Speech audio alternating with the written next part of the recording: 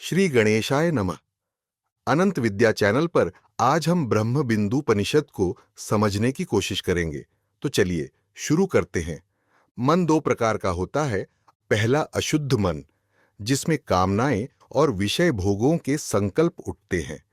दूसरा शुद्ध मन, जिसमें कामनाओं का पूरी तरह अभाव हो गया है।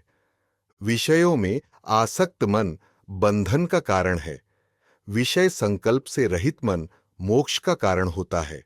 जब मन विषयों से मुक्त होता है तभी उसका लय होता है। इसलिए मोक्ष चाहने वाले साधक को मन को विषयों से दूर रखना चाहिए। जब मन से विषयासक्ति समाप्त हो जाती है और वह हृदय में स्थिर होकर संकल्प विकल्प रहित हो जाता है, वही परम पद है। मन को तब तक रोकने का प्रयास करना चाहिए जब तक वह हृदय में विलीन न हो जाए। मन का हृदय में लय होना ही सच्चा ज्ञान और मोक्ष है। जब मन न किसी चिंतनीय विषय से जुड़ा हो और न ही अचिंतनीय विषय से, और दोनों के प्रति कोई पक्षपात न हो, तब साधक ब्रह्म भाव को प्राप्त करता है।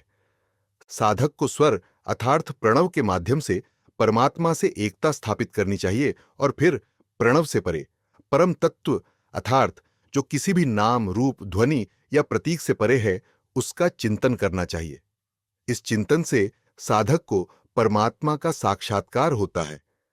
परम तत्व कला रहित, विकल्प शून्य, माया रहित और पूर्ण शुद्ध ब्रह्म है। जब साधक यह समझता है कि वह ब्रह्म मैं हूं, तो वह ब्रह्म स्वरूप हो जाता है। न संहार है, न सृष्टि, न बंधन है, न बंधन से मुक्त होने का उपदेश, न मुक्ति की इच्छा है, न मुक्ति।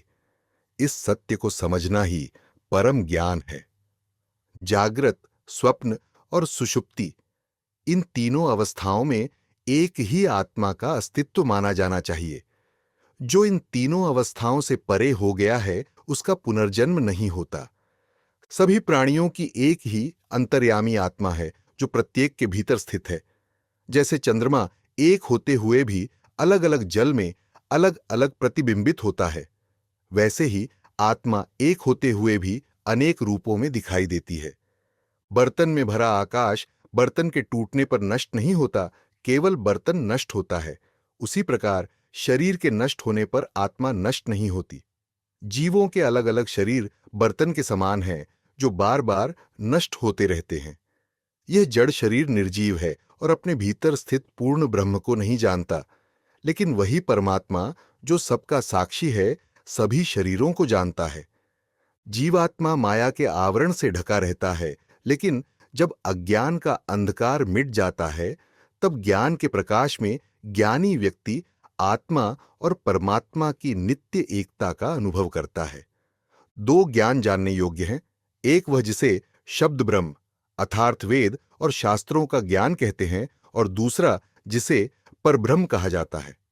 शब्द ब्रह्म में पारंगत होकर ही मनुष्य परब्रह्म को जान सकता है। बुद्धिमान व्यक्ति शास्त्रों का अध्ययन करके उनमें छिपे ज्ञान और विज्ञान को समझ लेता है और फिर शास्त्रों को छोड़ देता है। ठीक वैसे ही जैसे धान का किसान अनाज लेता है और पुआल छोड़ देता है। जैसे अलग अलग रंग और रूप की गायों का दूध एक जैसा होता है, वैसे ही विभिन्न संप्रदायों के चिन्हों वाले लोगों का ज्ञान भी मूलतः एक जैसा होता है। बाहरी भेद से ज्ञान में कोई अंतर नहीं आता। जैसे दूध में घी छिपा रहता है, वैसे ही हर प्राणी के भीतर विज्ञानमय ब्रह्म निवास करता है। घी निकालने के लिए जैसे दूध का मंथन किया जाता है, वैसे ही ब्रह्म को पाने के लिए मन को मथानीय बनाकर विचार और ध्यान करते रहना चाहिए। इसके बाद ज्ञान की दृष्टि से उस तेजोमय ब्रह्म का अनुभव करें और समझें कि मैं ही वह निर्मल, शांति देने वाला और कला रहित पर ब्रह्म हूं। यही विज्ञान का सार है, जिसमें सभी प्राणियों का निवास है, जो सभी के हृदय में रहता है और बिना किसी कारण के सब पर दया करता है। वही सर्वात्मा वासुदेव मैं हूं। इस प्रकार यह उपनिषद पूर्ण हुआ।